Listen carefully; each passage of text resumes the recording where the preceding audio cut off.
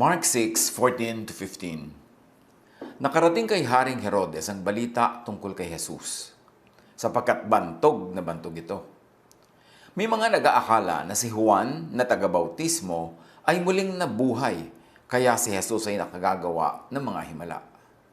Ngunit mayroong ding nagsasabi na siya si Propeta Elias. At may iba pang nagsasabing siya isang propeta, katulad ng mga propeta noong unang panahon. Nang ito'y marinig ni Herodes, sinabi niya, "Siya ay si Juan na aking pinapugutan ng ulo. Muli siyang nabuhay."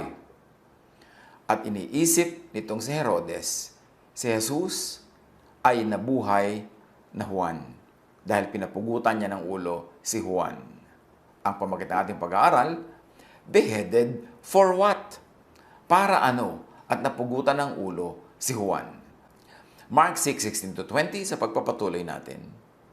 Si Herodes mismo ang nagpahuli at nagpabilanggo kay Juan dahil sa kagustuhan ni Herodias. Ang babaeng ito ay pinakasalan at kinakasama ni Herodes, bagamat ito'y asawa ng kapatid niyang si Felipe.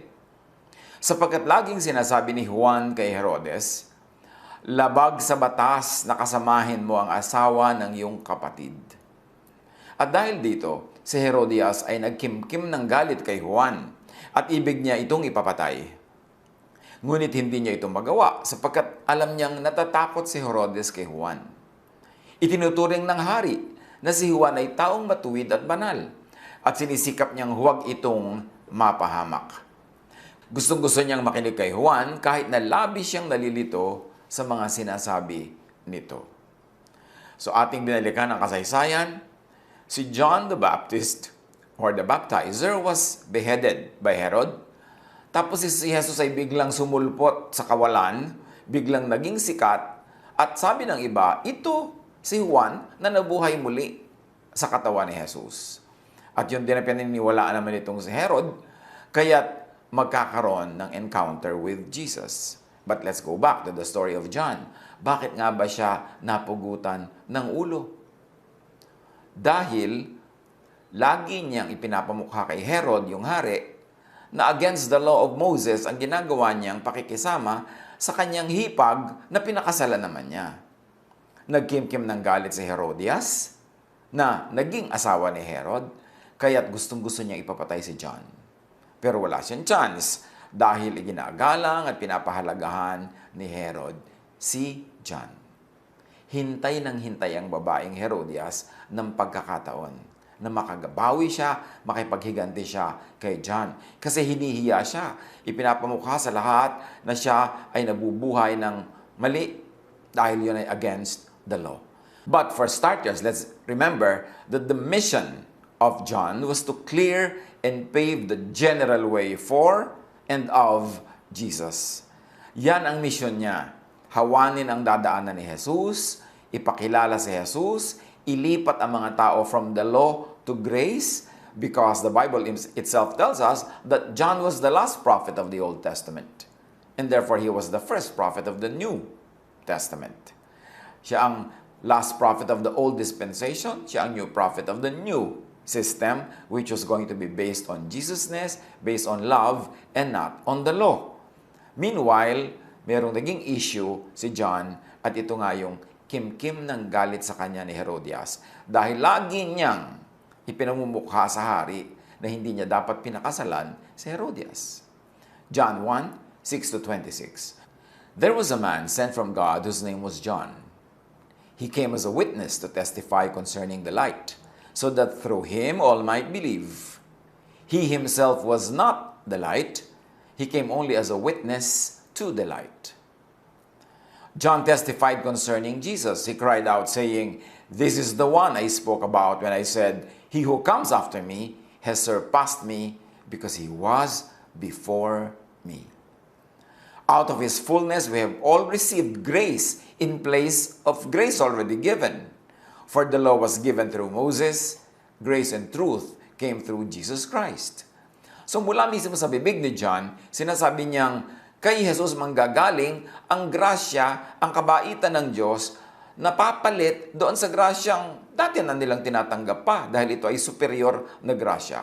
At sinasabi niya na, ang mga batas ibinigay kay Moses, pero kay Jesus na aking pinatotohanan ngayon, ang ibinigay ay grasya, katotohanan, walang hanggang pag-ibig ng Diyos. So kahit kay John, nililinaw niya na may bago ng panahon, may bago nang nangyayari. Yung dating grace ay nadagdagan pa ng tunay na grace through Jesus, at yung dating law ni Moses ay pinalitan na ng grace through Jesus. So tinanong siya ng mga nag-iisip kung sino nga ba siya, itong si John. Hindi naman nila kilala siya eh. Finally, they said, "Who are you?" John replied in the words of Isaiah the prophet, "I am the voice of the one calling in the wilderness, make straight the way for the Lord." So out of the mouth of John, sinabi niya kung anong kanyang mission. Hawanin ang daan ni Jesus. Siya ba ay nagstay sa mission na yon? O may nangyari somewhere along the way? But John got embroiled on a personal, local, legal issue. He offended Herodias, a very dangerous woman who was the present queen de facto because the king married her. Mark 6:21-25, sa pagpapatuloy ng kwentong ito, subalit nagkaroon din ng pagkakataon sa Herodias na ipapatay si Juan nang sumapit ang kaarawan ni Herodes. Si Herodes ay nagpahanda ng malaking salo-salo at inanyayaan niya ang kanyang mga opisyal, mga pinuno ng hukbo at ang mga pangunahing mamamayan ng Galilea. Nang pumasok ang anak na babae ni Herodias at nagsayaw, labis na nasiyahan si Herodes at ang mga panauhin, kaya't sinabi ng hari sa dalaga, "Hingin mo ang anumang nais mo at ibibigay ko sa iyo." Naipangako rin niya sa dalagang, "Ibibigay ko sa iyo ang anumang hingin mo, kahit pa kalahati ng aking kaharian." Kaya't lumabas ang dalaga at tinanong ang kanyang ina, "Ano po ang hihingin ko?" So obviously, yung mga kababaihan nasa ibang lugar, kaya lumabas pa itong sumayaw na babaeng ito sa kanyang nanay, at tanong-tanong niya, "Kahit ano po hingin ko? Up to half of his kingdom. Ano pong hihingin ko?" "Ang ulo ni Juan na taga-bautismo," sagot ng ina. Mabilis na nagbalik ang dalaga sa kinaroroonan ng hari at sinabi niya, "Ang nais ko ibigay niyo sa akin ngayon din ang ulo ni Juan na taga-bautismo na nakalagay sa isang pinggan." So finally, Herodias got her chance for personal revenge because this John, the baptizer, was always accusing her. Laging inuungkat yung batas ni Moses na siya ay lumalabag sa batas na ito. Mark 6:26-29, labis na nalungkot ang hari. Subalit dahil sa kanyang sumpang narinig ng mga panauhin, hindi niya matanggihan ang dalaga. Kaagad niyang iniutos sa isang kawal na dalhin sa kanya ang ulo ni Juan. Sumunod nga ang kawal at pinugutan niya ng ulo si Juan sa loob ng bilangguan. Inilagay niya ang ulo sa isang pinggan at ibinigay sa dalaga. Ibinigay naman yun ng dalaga sa kanyang ina.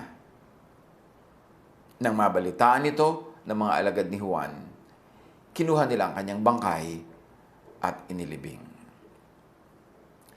John's great ministry to clear the way for Jesus was abruptly ended. John's choice of one battle, this time against Herodias, cut his war short. Maiksing kwento, pero maraming leksyon na pwede nating mapulot sa kwentong ito, maging para sa buhay natin ngayon. Lesson 1. Choose your battles. Especially if you have a big war. Kung meron kang malaking-malaking misyon, may malaking-malaking project, may malaking-malaking ambisyon, merong malaking-malaking pangarap, piliin mo ang mga gulong papasukin, piliin mo ang mga taong babanggain, piliin mo ang mga issues na ipaglalaban dahil baka ma-defocus ka from your big mission at sumabit ka dun sa mahalaga rin namang mission, pero hindi kasing laki at kasing halaga nung tunay mong mission sa buhay. So halimbawa, estudyante ka, anong mission mo? Graduate, di ba? Matapos na ng pinakamadaling panahon. O anong yun ang mga ibang mga Pwede mong mapagkalibangan na magaganda rin namang gawin pero makakadelay sa iyong graduation o baka hindi ka pa matuloy gumraduate. Nag-asawa ka. Ang goal mo magkaroon ng tahimik, payapang buhay, kapiling ang iyong asawa at ang mga magiging anak ninyo. Anong mga giyera, anong mga project ang pwede mong pasukin na makakaabala doon sa malaki mong mission? Ano talaga ang malaking mission mo sa buhay? Dapat mo yun i-define. May malaking mission tayo for the hour, for the day, for the week, for the month, for the year, probably for a period of many years, for a decade, and for a whole lifetime.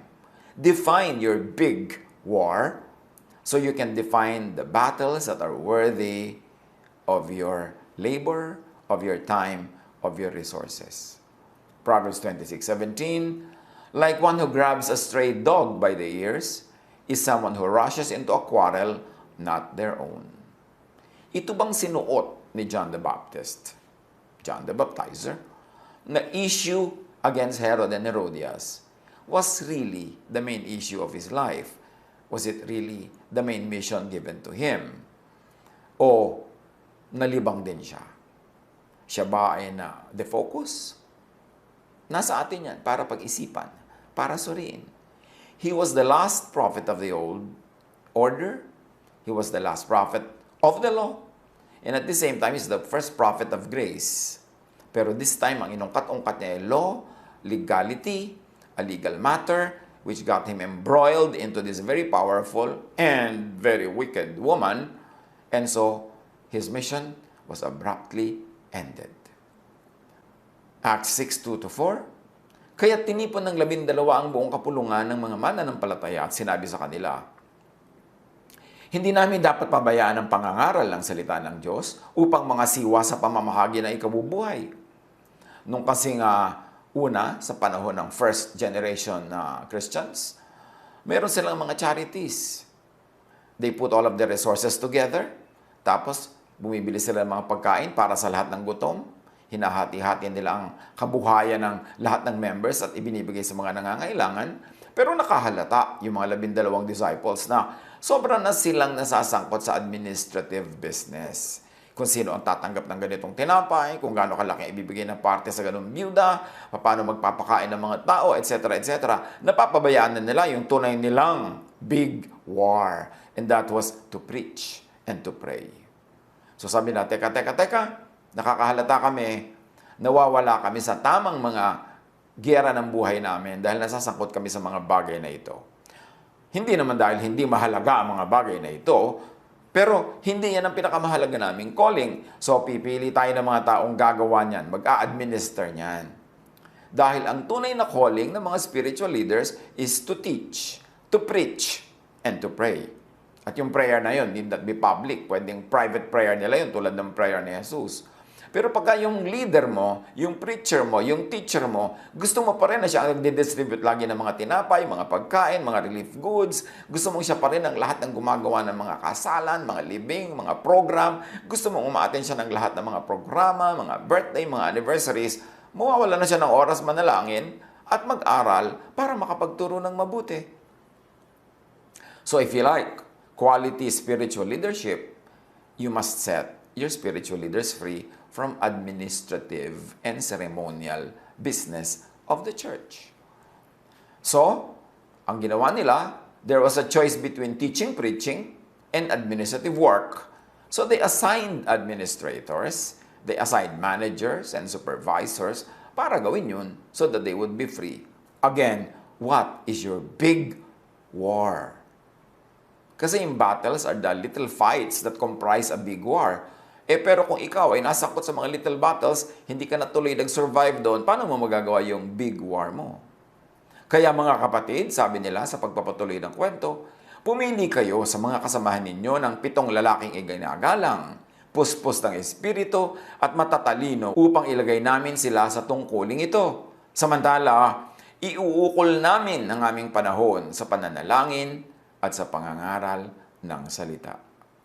Ayaw nila mag-defocus, they wanted to stay focused on their big war.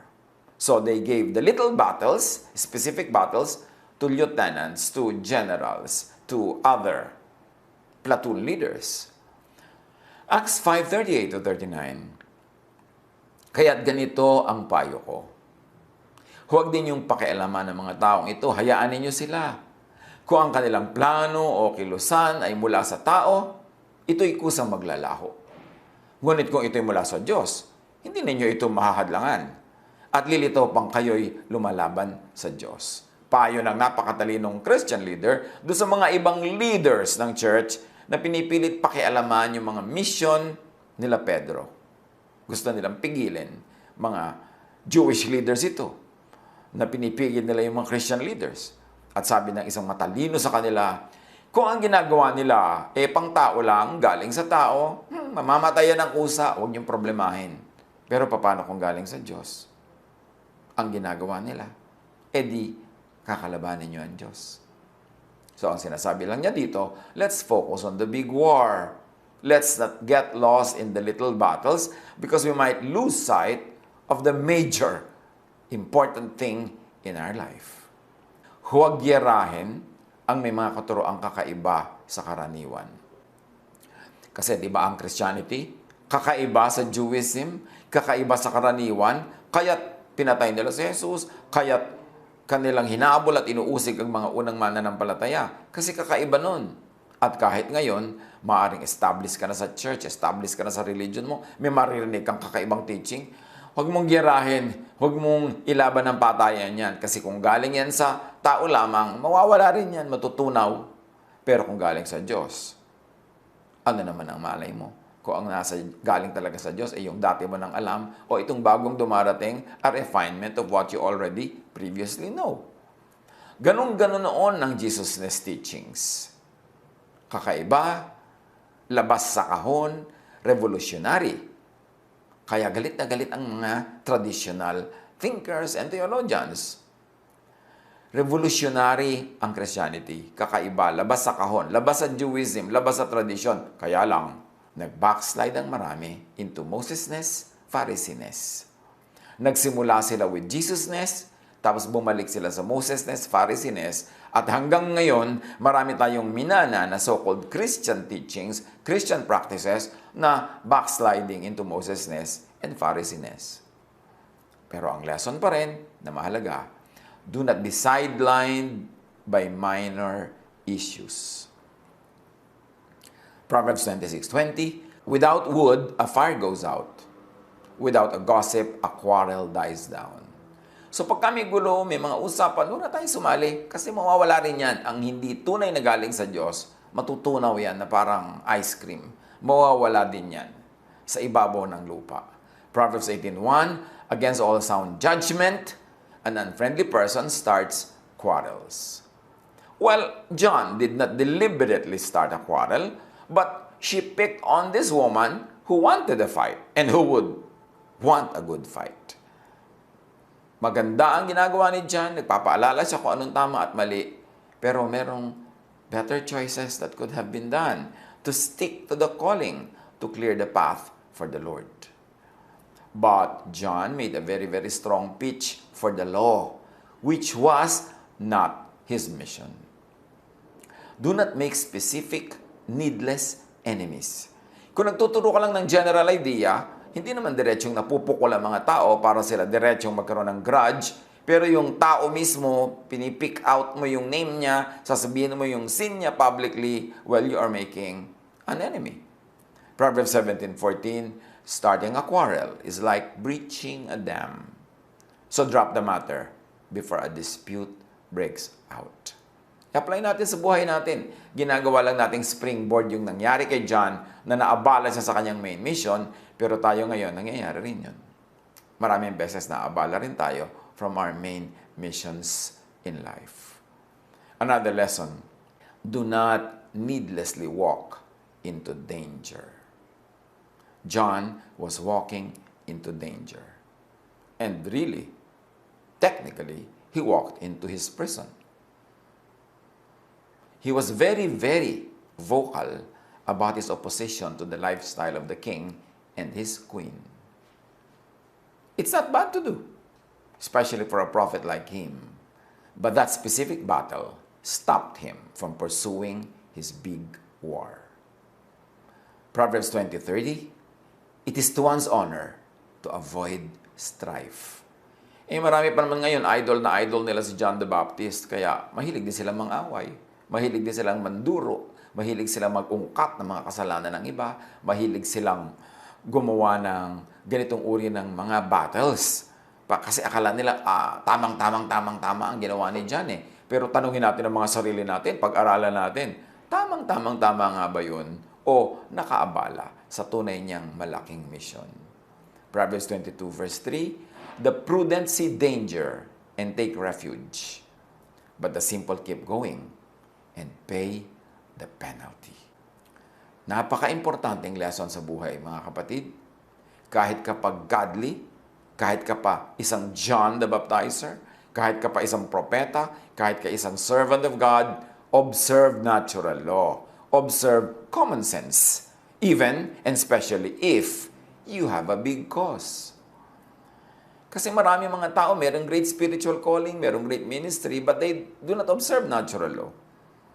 Laging iniisip nila, ipapagtanggol ako ng Diyos. God will protect me. God will take care of me. So, kuminsan, they figure in accidents. Sometimes, they figure in many things that could have been prevented or avoided had they deferred to natural law. Pero yung sobrang paniniwala nung hyper-faith na lagi kang i-exempt sa gutom, i-exempt ka sa sakit, i-exempt ka sa sunog, i-exempt ka sa baha, sa lunod, sa kung ano-ano mga dilubyo.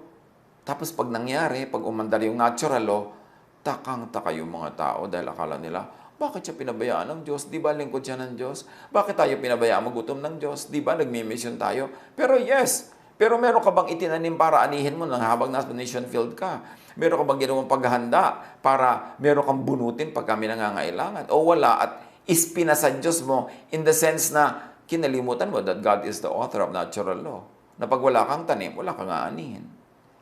Importante, lalo't mahalaga ang spiritual mission is to respect natural law, to observe common sense. Spiritual callings, missions, ministries, high causes do not exempt even anointed persons from natural law. Kaya minababalitaan tayo, very sad na mabalitaan, na meron talagang mga very godly people. Napakahalaga ng kanilang mga mission sa buhay. Pero bigla-biglang nai-interrupt ang buhay nila with sudden, unexpected departures because natural law took effect.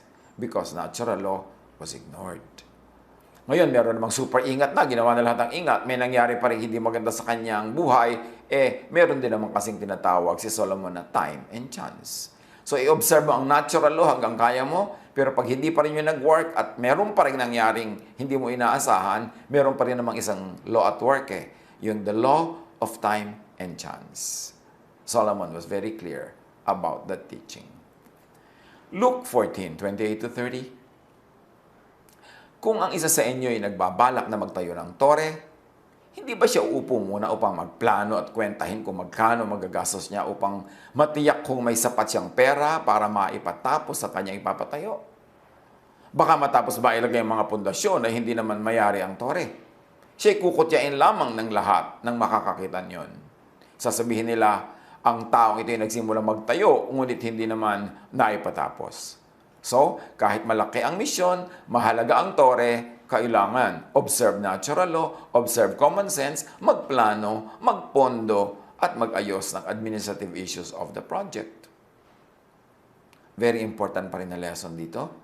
Observe time and chance as part of natural law. Tulad na ating binanggit kanina. Mag-ingat na mabuti para hindi mangyari ang mga ayaw, pero kuminsan, sa kabila ng pag-iingat, may nangyayari pa rin ayaw kasi nga may time and chance. Sabi ni Solomon sa Ecclesiastes 9:11, I have seen something else under the sun. The race is not to the swift or the battle to the strong, nor does food come to the wise, or wealth to the brilliant, or favor to the learned. But time and chance happen to them all. So meron daw talagang swerte. Meron daw malas. Yan ang sinasabi ng Ecclesiastes 9:11. Pero, bihira lang mangyari ang swerte at malas na yan. Most of the time, ang iiral ay natural law, so gawin natin kung anong practical, kung anong wise, kung ano ang marapat. Proverbs 16:33, the lot is cast into the lap, but its very decision is from the Lord, meaning it is from natural law. Job 4:8, as I have observed, those who plow evil and those who sow trouble reap it. Yun ang natural law. Yun ang mas umiiral, yun ang mas normal. Kung anong itinanim, siyang inaani. The sudden death of John necessitated Jesus' sudden entry into public ministry. Yun ang nangyari. Namatay bigla si John, kaya kinailangan agad na si Jesus ang mag-take over doon sa movement.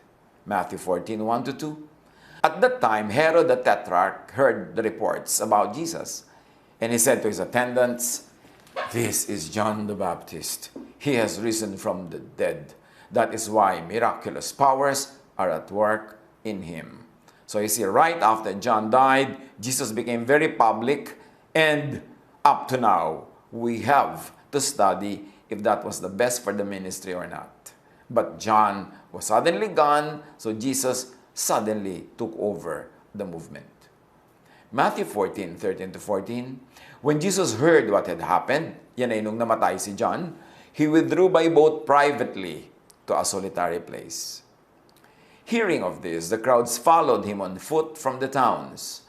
When Jesus landed and saw a large crowd, he had compassion on them and healed the sick.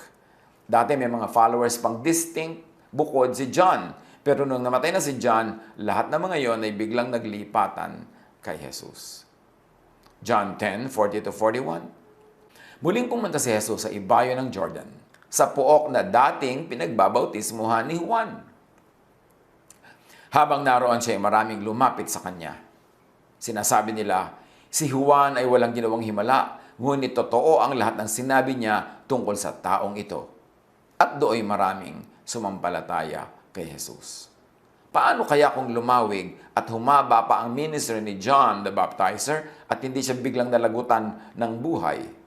Mas naging handa kaya ang mga tao? Mas na-clear kaya ang daan? That we will never know because that was not what happened. But the question is, was the ministry rushed prematurely? Luke 9:1-7. Tinipon ni Jesus ang 12 at binigyan sila ng kapangyarihang magpalayas ng mga demonyo at magpagaling ng mga may sakit. Isinugo sila ni Jesus upang mangaral tungkol sa paghahari ng Diyos. Saan man sila mapunta, ipinapangaral nila ang magandang balita at pinapagaling nila ang mga may sakit. Ang mga nangyayari ay nabalitaan ni Herodias na pinuno ng Galilea, nabagabag siya sapagkat may nagsasabing muling nabuhay si Juan na taga-pagbautismo. Apply sa personal life ang lahat ng mga itong butil-butil na hinihimay-himay natin. Tumatangka, humahanap tayo ng pwedeng matutunan na lesson para sa atin ngayon sa mga nangyari noon na pagkapugot ng ulo kay John the Baptizer.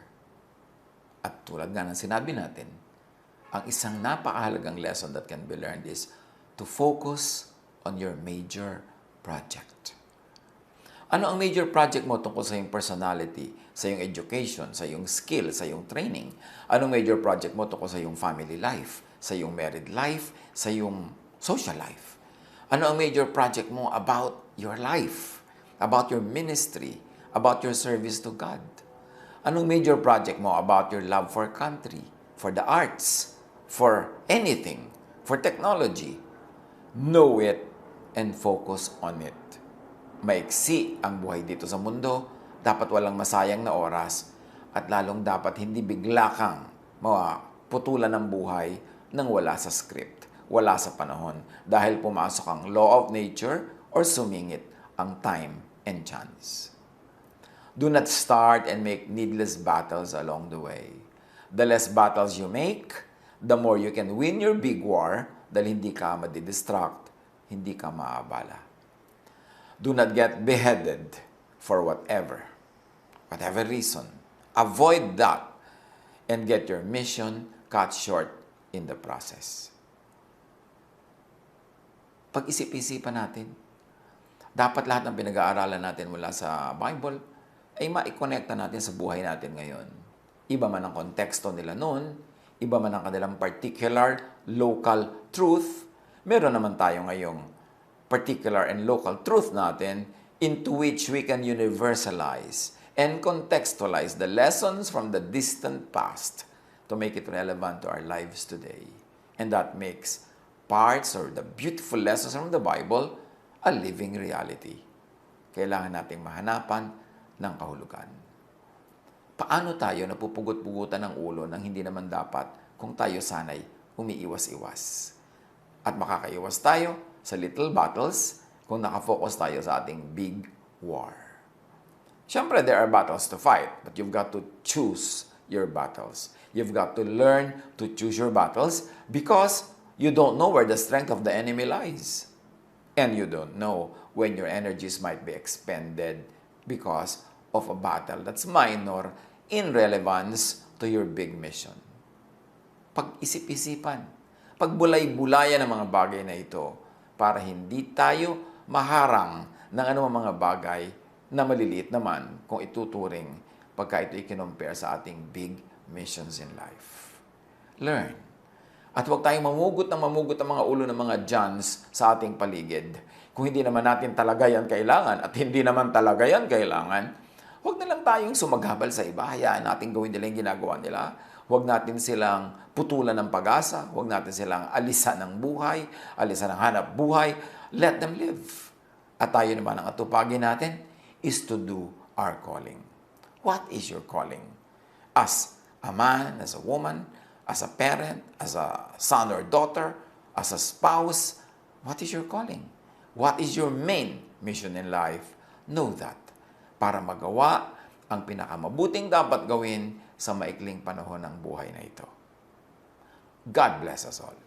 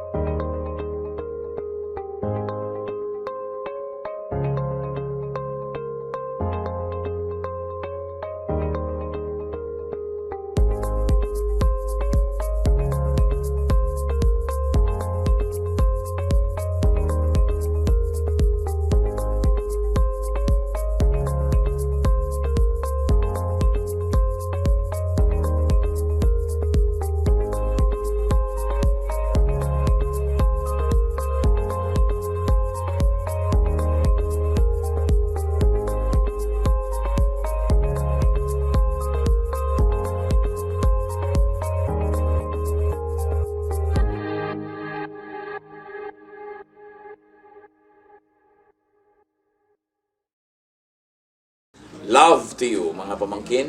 Dito tayo mag-aral ng salita ng Diyos. Dito tayo mag-aral ng mga practical na bagay. Magdalanginan para sa isa't isa. Makinig ng mga mensahe. At dito tayo magsasama-sama spiritually sa ating official Ed Lapiz YouTube channel na ang address ay Sabi ni Kuya Ed. Remember, dito tayo ha. Sabi ni Kuya Ed, ang ating official YouTube channel.